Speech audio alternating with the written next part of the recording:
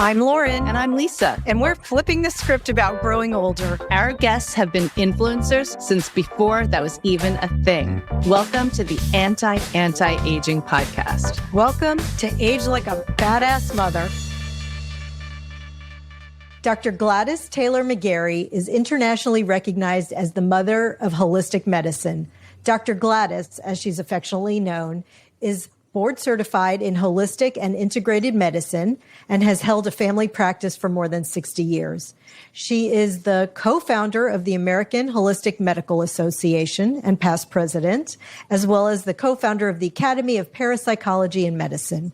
She was the first to utilize acupuncture in the U.S. and trained other physicians how to use it. Dr. Gladys has authored 6 books, including her latest that she authored at 102 years old, called The Well-Lived Life, 102-Year-Old Doctor's 6 Secrets to Health and Happiness at Every Age. The book is absolutely brimming with love and positivity, just as the author is. Dr. McGarey has indeed lived a well-lived life. From her early childhood in India, where she helped her parents with their medical practice when she was around 8 years old, to her life as a physician and mother of 6 children, to her survival of both heartbreak and illness. She is now 103 years old and has a 10-year plan. I know we say this a lot, but Dr. McGarey truly is a badass mother in every sense of the word. Please welcome her to our podcast. Welcome. Shabash. Oh, Shabash. Good for you. You know that word. I learned it from you, from your TED Talk. Can you tell people what Shabash means? Shabash. It means congratulations. I mean, beyond just, that's a good thing to do. It's congratulations. Oh, that's fantastic. So what did you do for your 103rd birthday? How did you celebrate? I don't remember. Did you eat cake? We had a party and we had a little cake and stuff. But when is your birthday? What's the date? November 30th. It's coming up. Coming up. All right. Yeah. Okay. So they were planning something. The time before that, I rode in on a tricycle into onto the stage, on a tricycle. They thought that was good. But this time, I wasn't able to do that because I fell off. Actually, the tricycle kicked me off, and I broke 3 ribs. So, oh goodness, I couldn't do it. Anyway, it's you're a prolific celebrator, though. One time you jumped out of a cake, I read. So, yeah. I love it. I love that you embrace it. So you were born in 1920. And I know you were born in India, but did you have electricity in your house when you were a child? What's electricity? We lived in tents out in the villages and the jungles of North India because my parents were both physicians. They were osteopathic physicians. My mother was 1913 that got her osteopathic license, which women just didn't. And when she went out to India with my dad, she had to be part of his luggage because she wasn't recognized as a real person. Anyway, my parents were awesome people who took their medical work to the jungles of North India, which involved living in tents, which to me was, talk about badass good stuff to do. This was wonderful. We just ran around and in and out of the jungles and climbed trees and all sorts of wonderful things. And the little Indian kids were my friends, the little kids out in the village. And they spent a lot of time rubbing my arms trying to get the white off. Oh, that's funny. Isn't that incredible? Isn't it lovely? Yes. What role models your parents were? Oh, awesome.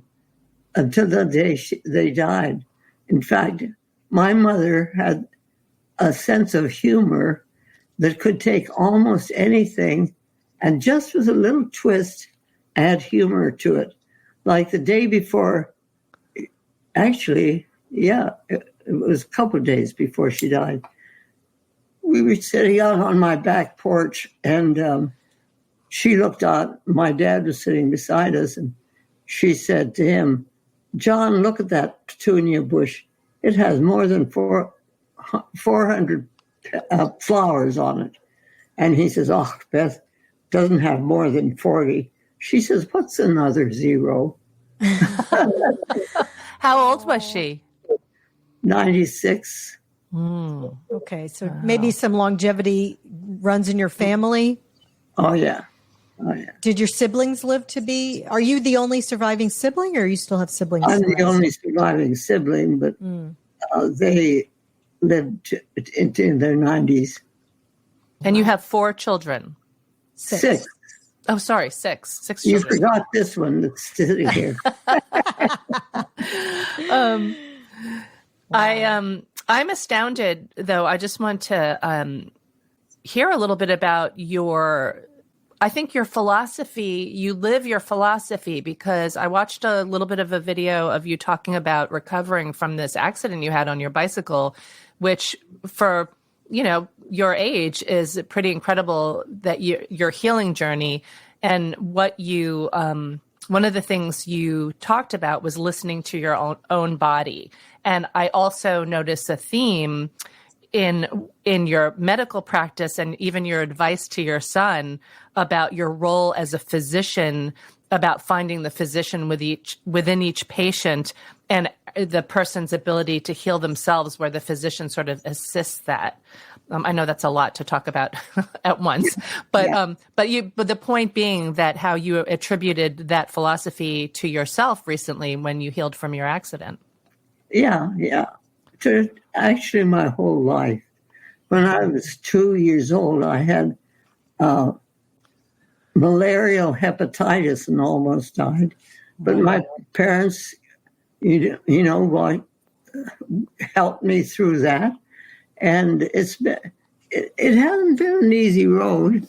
But then who wants an easy road? You want something that allows you to reach beyond where you thought you could, reaching up and out instead of back and down. But I think you're good at listening to yourself. I think that's the key, and really just treating everybody, including yourself, with love. Is that kind of your philosophy? It's essential. It's essential. In fact, I have what I call my 5 L's, which along the line have helped me to position these in a way that makes it understandable for me, and therefore I think understandable for other people. The first 2 go together. They can't work without each other. That life and love have to be together. It's like a woman's pregnancy. When we're pregnant, that baby and me, we're one being. Everything I eat, the baby eats. Everything I think, the baby thinks. So we're one femifesting organism. And in the process of femifesting, this being who is growing within my body, within me, become one. But the baby becomes a real person the moment it takes its first breath.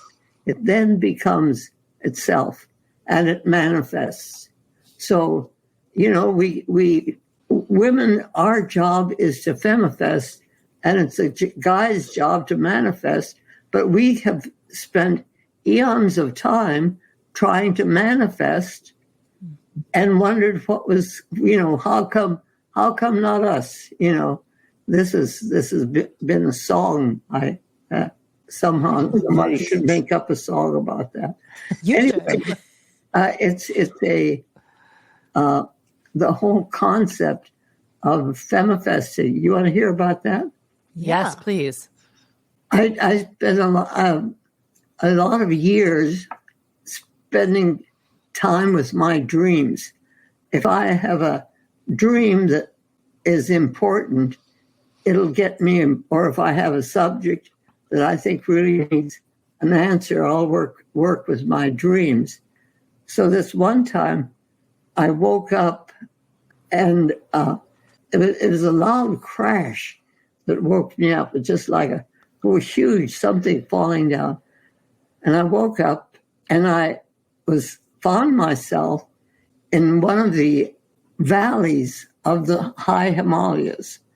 And on the right-hand side was a young woman just splayed out on the ground, almost dead, just barely breathing. And on the left-hand side was a huge man dressed in armor. And he was in the same position. And they were just lying there. And I said to myself, or I got the words in my head, actually, saying, these two beings have been fighting each other for eons of time with their fists. It's time they opened their fingers and recognized each other and did things together and stopped the fighting. So that was my dream. And I thought, that they're right. And to come to think of it, the woman was on the right-hand side, which is the feminine aspect of our being. And the man was on the left-hand side, which, this was the masculine, this is the feminine, left is feminine. And so I knew that this was an important message. And I had a friend who was psychic. And so when I had things that I had to talk over with her, Rosalie Dearheart, I called her in Virginia Beach. And she says, well, I've been thinking about another word that I think we should start using. And she says, we're so busy trying to manifest things that it's time that we start recognizing our own being and start femifesting. I love that. And as we talked about that, we realized that in order to manifest, you're climbing Jacob's ladder. You get a degree, you practice your you have a house, you get something, you manifest something. To femifest, we as women femifest all the time. We don't climb Jacob's ladder. We live in a spiral evolving. You can be on the fifth rung, on the top second rung of the spiral, and know what's going on the first and second rung down below. It's a fact that we know.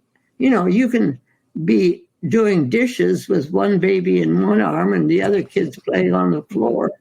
It's that kind of a ability that we as women naturally have. But when we try to manifest, it bugs the heck out of us, It sounds like this could be your next book. Yeah. Femifest. I love it. Well, you know what, though? We didn't finish your 5 L's. You said life and love. Oh, yes, life and love. Then what? Then it's laughter. Oh. Laughter without love is cold. It's mean. It breaks up families. It causes wars. It's not nice. But laughter with love is joy and happiness. The fourth one is labor. Labor without love is, oh man, I got to go to work. Too many diapers. Life is too hard. And we just drag ourselves through it. But labor with love is bliss. It's why you're doing what you're doing. It's why I'm doing what I'm doing. It's what makes us, it asks for a good shabash. That labor with love is okay, this is what I need to do. This is what I'm here for. And so that's bliss. Mm. And the fifth one is listening. Listening without love is empty sound. the clanging gong, but listening with love is understanding. So these 5 L's have helped me put love in context with my life and what I think and what I work with and what I ask people to work with as we work together. Yeah. Love is like a central theme in your life. And I imagine, or as far as I read, that it kind of came from your moment with Gandhi. Can you talk about that? Or well, I don't know that it came from that. I recognized something at that point. I was 9 years old, not 10. We were I was on the train, and we were coming back to the United States. My parents, every 7 years, were allowed to come back home so they could, see their family and reconnect and so on. So we were on the train coming to America. I was 10 years old, and I didn't like it. I didn't know what America was, and I didn't like it. I didn't want to go home. I wanted to stay in India. So I was having a hard time on the train by myself. I wasn't by myself, but I was by the window. And outside was we came to a train station. The train slowed down, and the huge crowd of people, which isn't unusual in India. You have crowds of people all around. But this crowd was big. There was a small man walking in front of the crowd. He had on a white dhoti. He was carrying a lathi, a staff, and just walking along, and people were chanting. I wasn't sure what they were chanting, but they were chanting something. And he came right in line with where I was looking out of my window on the train, my face placed. And he reached down to take a flower from a little girl. And when he stood up, he looked straight into my eyes, and I looked straight into his. And something happened. I've never been able to explain it. I just know what I experienced. I experienced a connection that was very real, and I knew that something was really, really important going on here. And so it made my leaving India something that I could accept better. But anyway, 30 years later, my parents worked with Gandhi in the partition of India because it was that kind of a connection where when India was really tearing itself apart with the separation of the Hindus and Mohammedans, and they needed some loving connection to bring them together. Gandhi was doing that. He was going around. That's what he was starting back when I saw him and when we connected. But he was working with my parents at the time when it was being carried off. So I have upstairs a shawl that Gandhi gave my mother, and there's a blanket that's a Panipat blanket that Gandhi gave my dad. In other words, they were friends. They were colleagues working together, and they were friends. But the connection had started way back when I was 10 years old.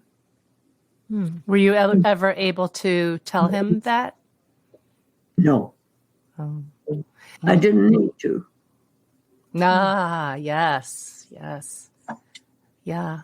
It sounds like his ability to approach everything with love really impacted your ability to see through that lens. Yeah.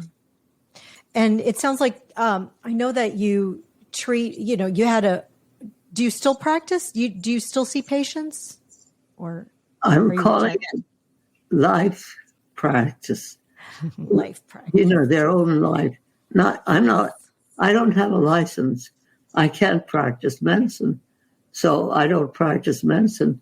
But life counseling, nobody told me I had to stop talking. Exactly. And you're so comforting. It seems like, you know what's missing from medicine, and that's love, compassion, Right. teaching somebody to believe in themselves. And you spent a lot of time just loving on your patients and holding their hands and asking them what's really going on in your life. And we just don't have that. Where did you learn that from your parents? Oh, absolutely. I mean, they never turned anybody away. And these were most of the people that they worked with out in the villages were the poorest of the poor. These were the villagers who lived out in the village and out in villages, out in the jungle. So, you know, it was different.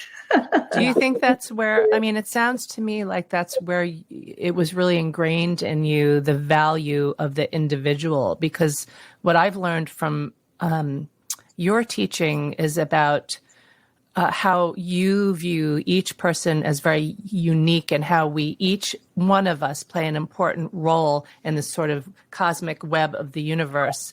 And it seems to really be part of your practice and what you teach when you're empowering your patients to heal themselves. Well, I knew when I was a little child that I was a doctor. I mean, it wasn't a question of when I became a doctor or what. My sister and she wouldn't let me play with her dolls because my dolls got sick and hers didn't. So, you know, it was that kind of an understanding. And I let my parents know that I was a doctor. And so when I was, have you read the story about the elephant? Can you talk about that? Okay. When I was 9 years old, one weekend, my dad and my brothers, my two older brothers, went on a hunt. They did these hunts because in the jungles there were tigers and there were leopards and there were hyenas, and these animals attacked the villagers. And I have a big tiger skin on my wall, which my dad shot, and a leopard skin on a shelf that I shot, because these were animals that were attacking the people who had no protection. So they would come and ask my parents, my dad, to do something. So that at this time, my dad and my brothers were off on a hunt, and my mother and I and my sister and little brother were the ones who were left there. So I felt that it was my responsibility to help my mother with the work that was going on in the medical tent. And that was fine. And all of a sudden in the camp, here comes a man walking with an elephant. And he walks up to my mother and he says, Ma'am Sahib, he says, this is the Maharaja's favorite elephant. And we were on a hunt, and the elephant stepped on a bamboo stump and hurt his foot, and he's not getting over it. We don't know what happened. And so the Maharaja wants you to do something about it. My mother said to him, my mother's 5'1", okay? This little woman said, I don't treat elephants. And he said, you're a doctor. And she said, oh, yes. And so she walked up to the elephant, began patting its huge leg, which was, you know, much bigger than she was, and talking to him. And the elephant doesn't bat an eye. It's just standing perfectly still. And so she says to me, she asked me to go into the medicine tent and get a potassium permanganate, which I knew how to fix. and a forceps, and so that she could work with it. Anyway, I knew what she was all talking about, and I went and got it. And in the meantime, she's talking to the elephant all this time, telling him that she'll do what she can. She just wasn't sure, just a good friendly talk. And the elephant doesn't move a ripple. I mean, he just stand there as quiet as anything. But so I brought the equipment and gave it to her, and she began poking around in the bottom and the sole of his foot until she found a piece of bamboo that was about 6 inches long and it was stuck there. And she worked with it with the forceps and loosened it up and got it out, and then took the syringe that I had brought and cleaned the whole wound with that and applied some ointment on it. And so on. She dressed it, and elephant still hadn't moved at all. And so when it was all done, she explained to the mahout, the elephant boy, what he should do and how to take care of it and so on.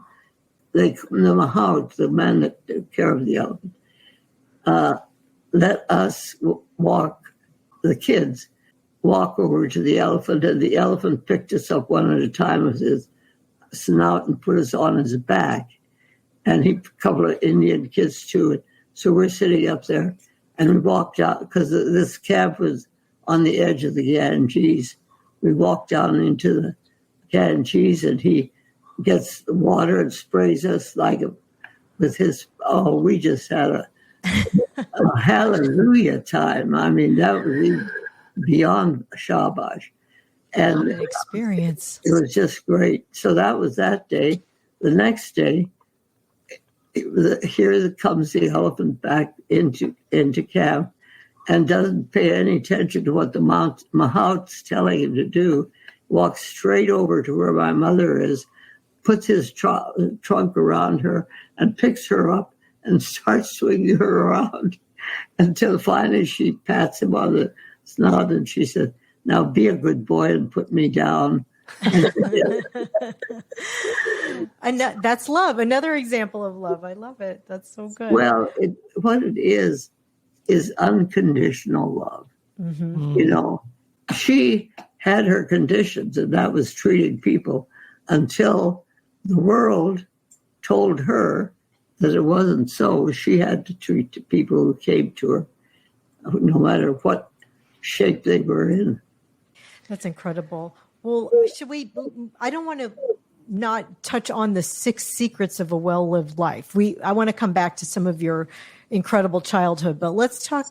Can you walk us through the 6 secrets of your well-lived life? Because we all want to know how we can live like you to 103 and still be so sharp and intelligent and loving. I told you the 5 L's, that's a great thing. The 6 secrets, we came for a purpose. We need to look for that. If we don't look for that, we're not going to find it. And we need to be able to find that. I want people to read these because I want them to read these because the importance of finding it yourself is very important. And I can tell you, but, it's sort of like the elephant. My mother had to wake up to the fact that she was a doctor. It's that, get the book and read it and find out what the six secrets are yourself, because it's essential that you understand what it is that you're looking for. In the long run, you're looking for your own juice. You're looking for what it is that's going to let you live your life wildly. So you spend your juice doing the things that your inner core tells you are the things that you are supposed to bring to this earth. No one else can do it. It's your job. But you have to find that out yourself. you just, like you say, that life's challenges point us to the part of our soul that's ready to transform. I mean, but I think that's what people struggle with. Like, how do I know what I'm here for? How do you find that? How do you know when how do you know when you found your juice? You never know until you find it. You know, so it's something that you're looking for. If you're not looking for it, you'll never find it. If you're always looking for something in the darkness or something that's hidden or something, but start looking for the light. Start looking for the thing that makes you juice up. How made my mother wake up? You know, you think that at her age she'd know, but no, there was more to it. And you don't limit it. You can limit it, and then you're stuck. But if you are always, at any age, looking for the love, and light, and hope in your life, you'll find it, and no one else can find it for you, and no one else can use it for you, and no one else can make the decision. See, I have this kind of idea. This isn't any kind of theology. This is just an idea that when God, whatever God is to each one of us, created the earth, it was beautiful. It was perfect. Everything was right the way it was supposed to be. Nothing was out of order. It was wonderful. And so then she created the human being and said to us, you're the only being in this creation that has free will and choice. So I therefore give you dominion over this creation. And we, in our arrogance, thought that, he said, dominance. And so we took over. Oh boy, we got it, you know. And look what we've done. When in what a reality, distinction. Yeah, when dominion means taking care of. It's what a mother does when she takes care of her baby, not just in utero, throughout life. This old man sitting over here is my baby, you know. It's that ability to understand that we have dominion over the earth. And so we should treat the earth with love and concern, not tell the earth what she needs to do for us. That's not what we're supposed to be doing. Yeah. That is a huge distinction and very powerful. You also seem to have like another theme in your life, which is around birth and helping. You know, you talked about labor without love is just labor, but also you're talking about literal labor. You've helped a lot of women bring their babies into the world peacefully. And you know, when I started my education in medical school, it was just as World War II started. So everything that we were taught was about killing and getting rid of. And we're still doing that in the field of medicine. We're still trying to kill diseases and getting rid of pain. Well, I don't think that's what we're supposed to be doing. I didn't think it when I was in medical school. And the dean sent me to the psychiatrist 3 times because she didn't thought I had the right attitude. Anyway, he sent me back, and thank goodness, and I got my degree. But it's the whole idea that we, as human beings, with our choice, not only have the right to make these decisions, but it's our obligation to choose between light and darkness. And if we have chosen and we're stuck in a dark place, we can stay stuck in that dark place if we think that we're so stuck that we can't get out and we stop looking for the light. But I'm telling you, if you want to see some light, my husband and I, we were coming out here to Arizona. We stopped in the Carlsbad Caverns and went down deep, deep into the earth. And when we got down, I don't know, way down, we each had a flashlight. When we got down there, we turned off our flashlights, and it was so dark. It was black velvet. It was the darkest ever. And the guide lit one match, and it lit up the whole cavern. That one match lit up the whole cavern. It doesn't take a lot of light to light something else. If I'm walking down a walk that's dark, and I have a flashlight, and it's a good flashlight, and it's telling me what the next step is and the next step. If I'm walking like that and I see a light flickering over at the left hand that looks like it's not going to be very much, and I add my light to that, it shines the whole thing up. In other words,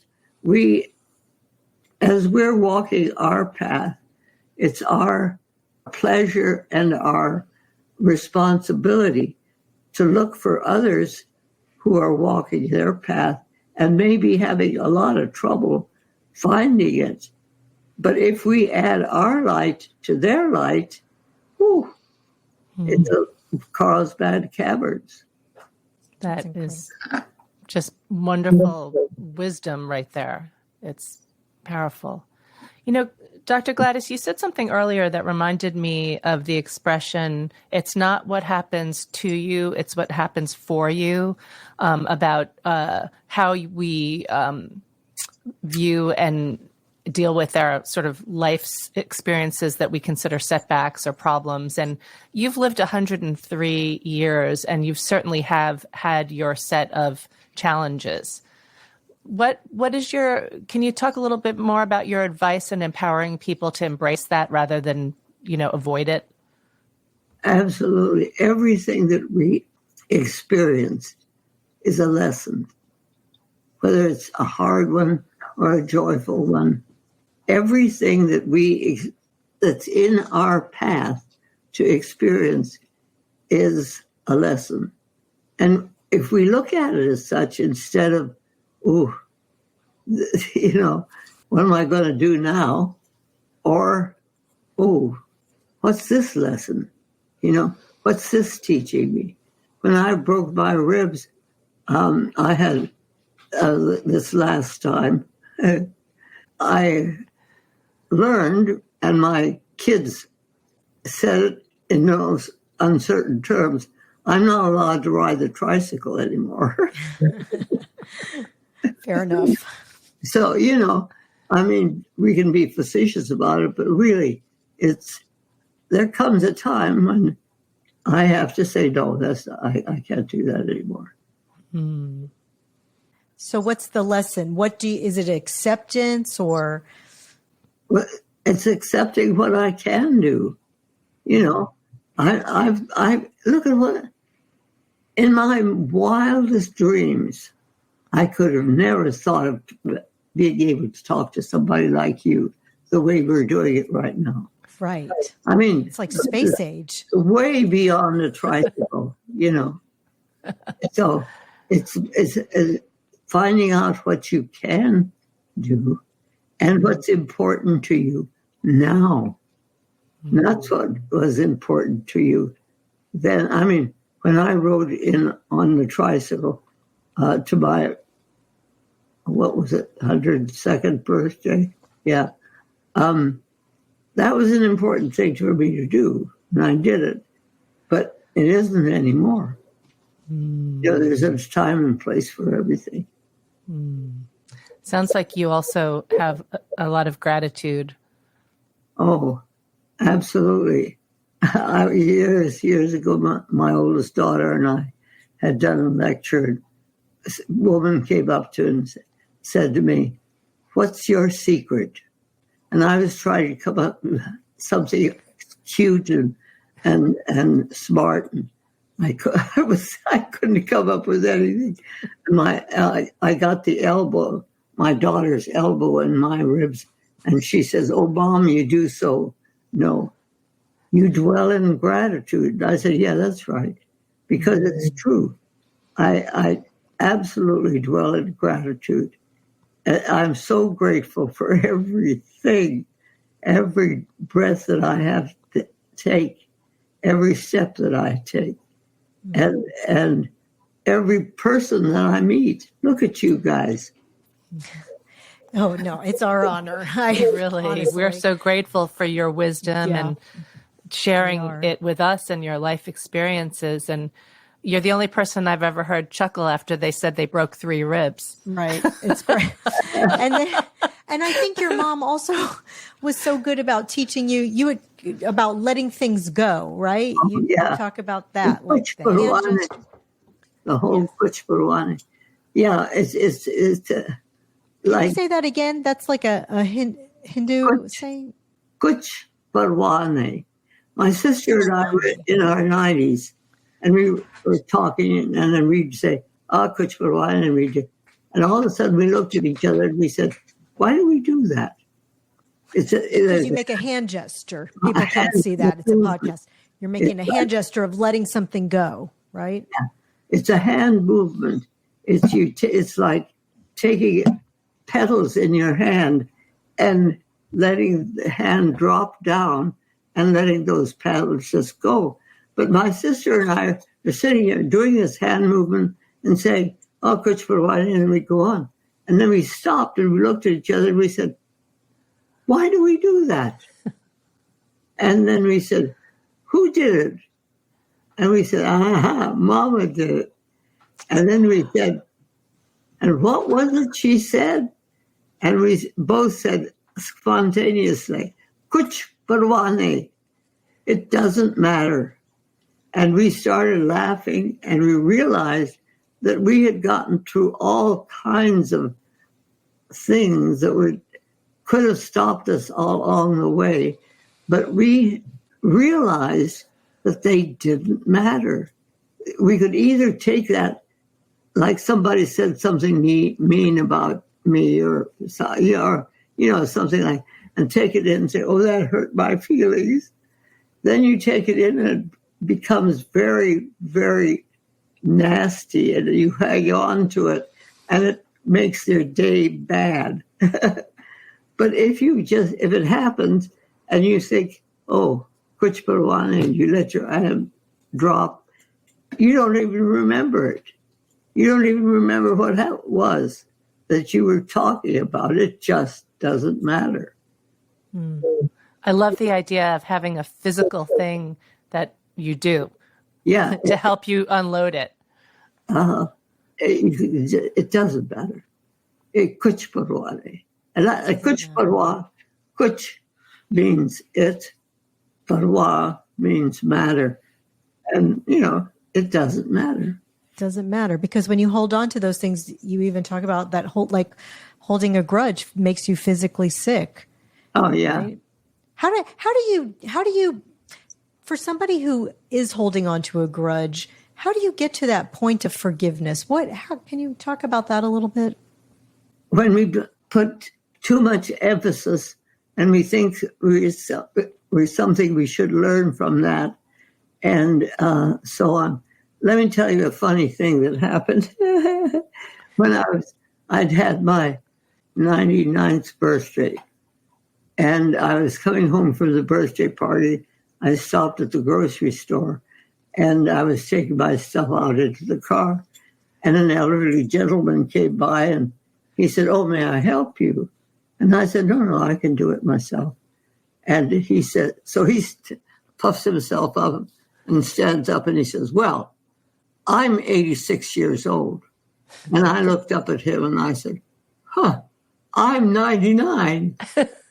And I marched off with my stuff and got into the car. And I sat down in the seat and I said, "You nasty old woman." He was just a nice old man that was trying to do a nice old thing.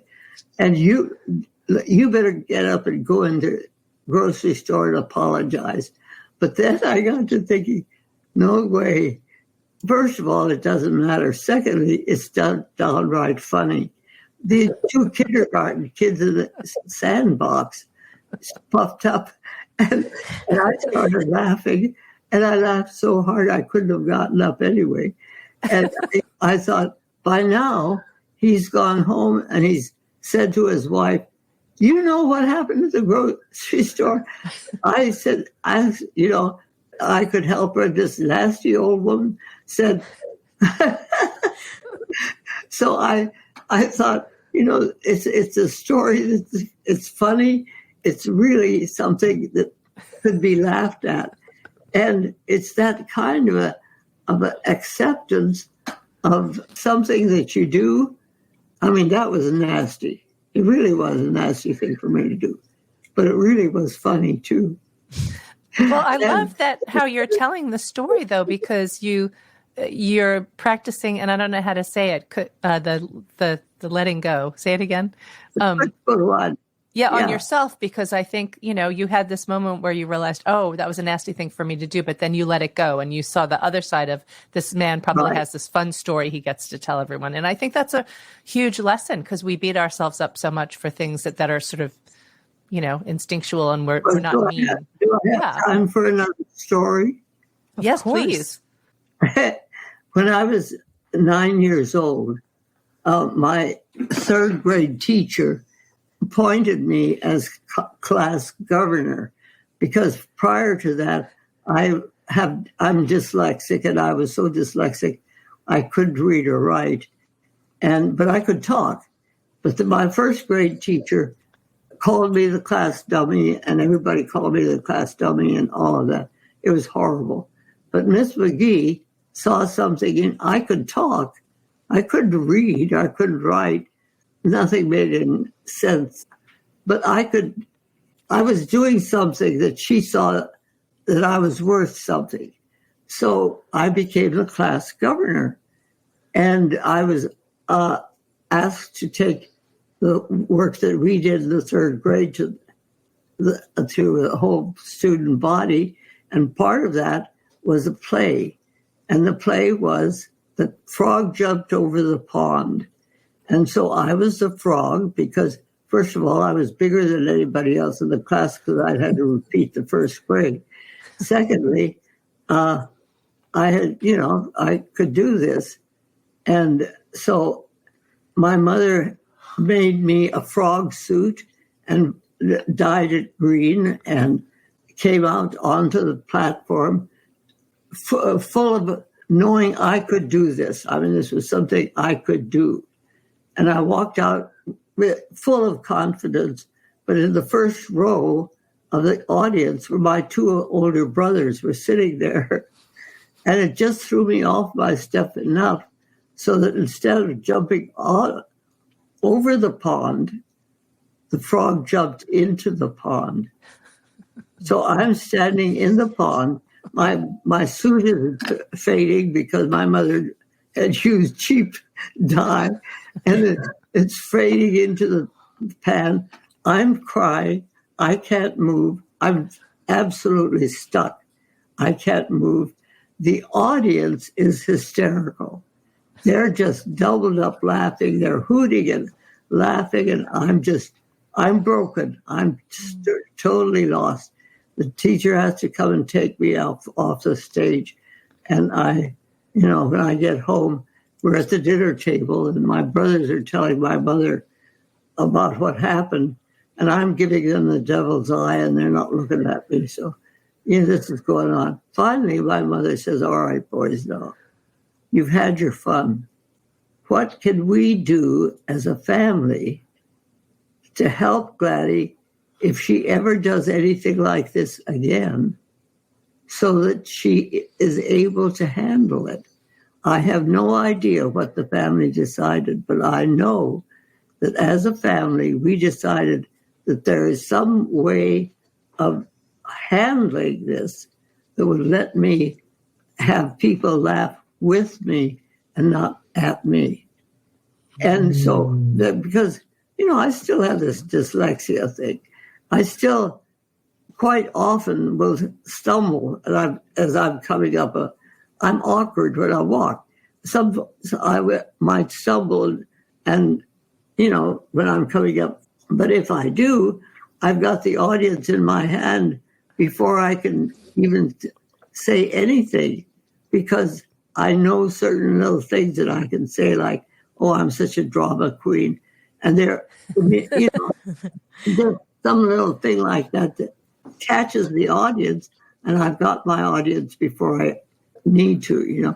Anyway, it's my mother's ability to help me understand what was worth taking and what was worth learning from and what was a kuchbarwani.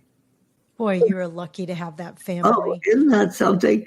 And I'm so lucky to be able to share it with you. Yes, and with everybody, sharing your mother's wisdom of making that.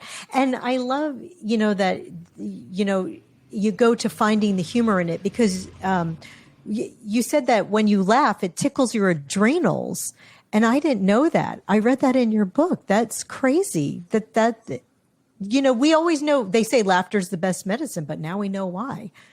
It actually has a physical effect on you. That's incredible. It tickles the adrenals. Your diaphragm lies right over the adrenals. And adrenals are where fear and hate and anger and all those amazing energies are, but also laughter. And if the adrenals are tickled when you laugh, they kind of pump. It helps. I love the image of the tickled adrenals. Do you meditate? My meditation is something that is so personal and so deep that it's very hard for me to even explain it to anybody. I say to each one of us, find your own. Mm. And when you find your own, you'll know it. Mm. Oh, do you have any very specific practices that you do to help keep you both mentally and physically strong, like daily practices or weekly practices that are very conscious as you age? Well, I have a walker, and I try to walk 3,000 feet, which I'm not doing a very good job of a lot of times. But it's I walk as much as I can with the walker. I didn't want to walk with a walker, and I avoided it for a long time. But now it's my buddy, and I take him along wherever I go. I need support of that walker. So, there are things like that as my body is able to do some of the things. Now, like, for instance, what we're doing right now. How in the world could I have ever imagined being able to do what we're doing right now? Mm-hmm. I mean, this is beyond my imagination. And yet, here we are. So I don't want to limit myself to a certain specific practice that I've done at certain times in my life that were really important. And then there's something else came along, and life moves. And in the process of moving, there are little trickles around the edge of the block where things get blocked. And they are what sometimes are what are important and what you pay attention to. So I really feel that each one of us needs to pay more attention to each one of us, to what it is that we're saying to me. not to me, but to you, to me, you. It sounds like embracing change is also a very powerful practice. Oh, yeah. If you really look for the answer in everything that you experience, you find the answer. There. That is huge. I'm going to write that down and put it on my refrigerator. Thank you so much, Dr. Gladys. And we look forward to what's coming next. Yes. All right, we'll see. Hope you'll stay in touch. Thank you. Thank you so much. Be well. Can't wait to see what you do on your 104th birthday. Mwah. Take care. Thank you. Bye-bye. Bye. Hi, friends. Lauren here. Well, that's a wrap on season 1.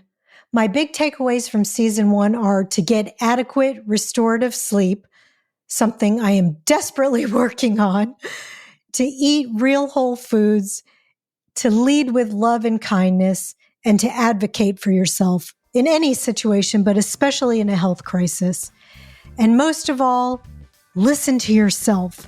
That little voice inside your head knows what she's talking about. I'll see you soon for season 2. I have some phenomenal guests lined up. Until then, keep living like a badass mother.